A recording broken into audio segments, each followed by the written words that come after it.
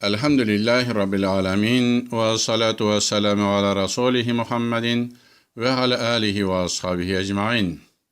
Selamu aleyküm ve rahmetullah ve berekatuhu. Muhterem cemaat, ötken derste min saranlar turunda söylegen idim. Şunda kilgen konakны hürmet etmegen kişi ol saran bula dip etken idim. Bu vegazimni bir kardeşim tınlaganda hem minnen yani konakka şakırışı hem kilgen konakны hürmet etu turunda bir neçe sorav berdim. Aның birinci soravı mındı. İdris Hazret, siz konağın hürmet etmegen kişi saran bula. Hem aның ornu cehennemde dedigiz. Eytigiz eli. Eğer de kişi birer dosttan özü şakırsa, ol kilgen konakның neçe hakkı var? İkincisi, eğer de konak özü kilip kirse, ol konakның neçe hakkı var? Eşinci, eğer şina kilgen konak imansız, kafir ya başka dinde bulsa, ana konak iterge mi? Eller yok mu? Dördüncü, eğer kilgen konak isrik helde kilse, ana iyige kirtip konak iterge mi? Beşinci, eğer konak kilgeç anasıylarga hem oran berip kondırırga orunның bulmasa, nişlerge? Mine şular hakkında ol minnen sırav sırada, hem bu sıravlarga Allah-u Teala'nın rahmeti bilen cevap biresim kile. Birinci, eğer de konakны şakırıp alsan, misal için sen Kazanda yaşaysın, hem senin dostun birge oynap ösken avuldaşın Taşkent'da yaşay. Hem sen onu bir katı sağınsan, küresin kilse, hem sen eşen pışıp yıklay almay başlasan, ne işleysin? Sen konakka yaşasın, küresin kile, yüzünle tanışlandırasın kile. Sen ki her vakitte sen onu sağına başladın. Mine şunun için indi hazır konakны şakırırga bula. Eşe pışkan kişi şaltırata da, ey falan di, birge oynap üsken idik, ey de kileli bizge konakka, min seni bir ay boyuna konak itesim kile. Bik sağındım, birge oynap üsken vakitlarını iske düşerir idik, hem bik küresim kile dip şakırsa. Özü barıga indi ıyalsa, ya bulmasa barası kilmese ol yakka, o vakitta şakıra.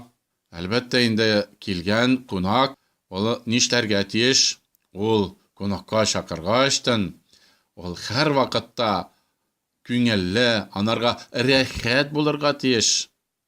Ol bir nerse turunda uylamaska tiyiş, anarga her vakitta barası da ezir bulurga tiyiş. Cennetteki şekilde dip etmesek de, ol her vakitta rahatlikke şumup yaşarga tiyiş. Endi muhterem cemaat, konakka şakırışının üstünde nindi buruşlar barsın. Birincisi, eğer de konakka şakırdın iken, yol rasıtların barısında tülerge tiyişsin. Misal için Taşkent'dan kilip gitar için 6'şar bin bulsa 12 bin tenkeni sen çıkarıp birge tiyişsin anarga. Eğer de sen çıkarıp birmesen, o vakitta anın indi işi pışa başlı. Kaygıga hasret geçuma, karaledi, küp mokşam gitti di, yolgadı. Birmedi bitti. Birer miken gitkende yok miken digen fikir bilen yaşay başlı.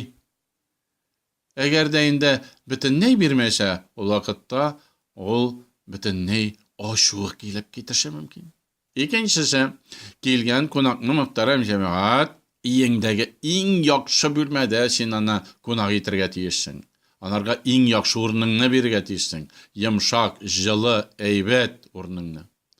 Anarga virandada tügel, munşa işik aldında kilette tügel, belkim özün yatatırgan, ya yakşı konak bölmesi bulurga tiyişsin. Şulay ettirip hürmet etirgen.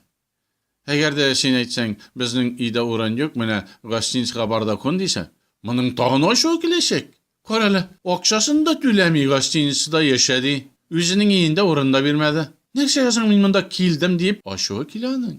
Өченче, кунакка яшәүченең өченче бурычы, бу инде кунакның хакы, аны ашатырга эчәргә тиеш. Килгәчтән кунак килде икән, чакырып китердең икән, син аны ничә көнгә чакырган булсаң, шул кадәрле син ул кунакны хөрмәт итәргә тиешсең. Бер айга чакырсаң, бер ай буена анарга иртә белән ризык пешерергә, өйлә вакытында кичкырын һәр вакытта өстәл тулып торсын. Кунакны бит аш йөртергә ярамый. Әгәр дә ул аш йөрсә, кайгыра, хәсрәтләнә, беркемнең дә аш йөрис килми.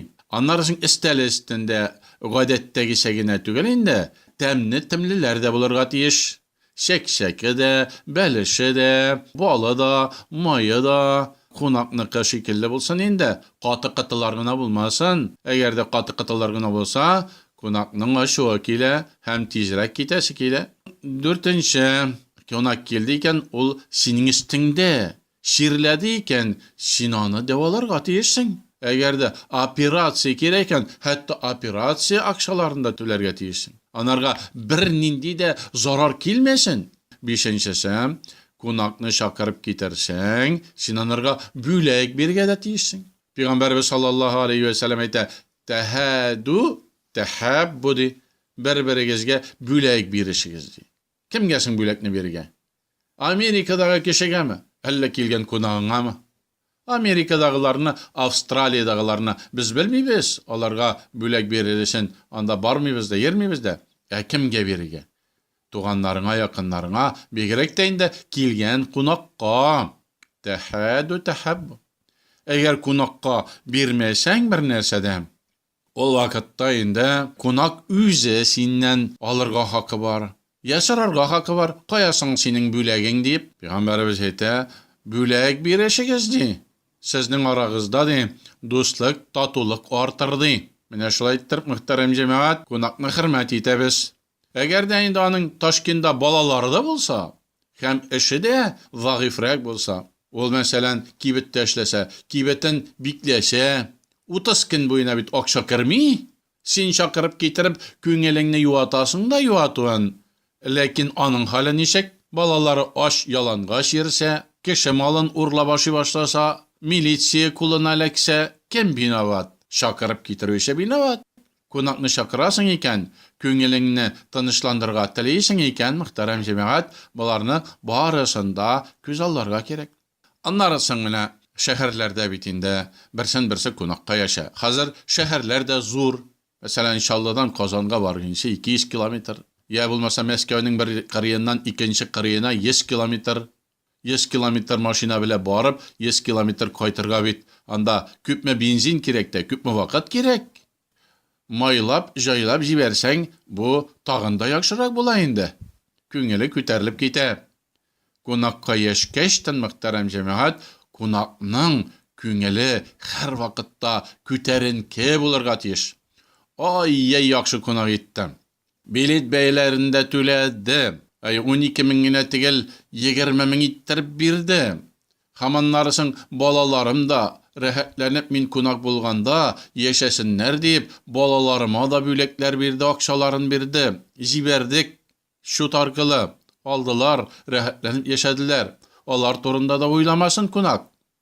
Аннары кибете турында да уйламасын.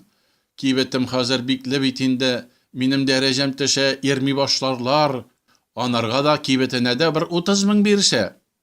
Аннары соң иң яхшы урында яшәтсә, дәваласа, бүләкләрне дә яхшысын бирә торган булса, менә бу инде кунак нишли, тагын чакырыр микән?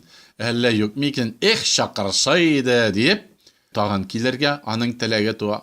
Һәм чакыручы кешенең дә күңеле тула.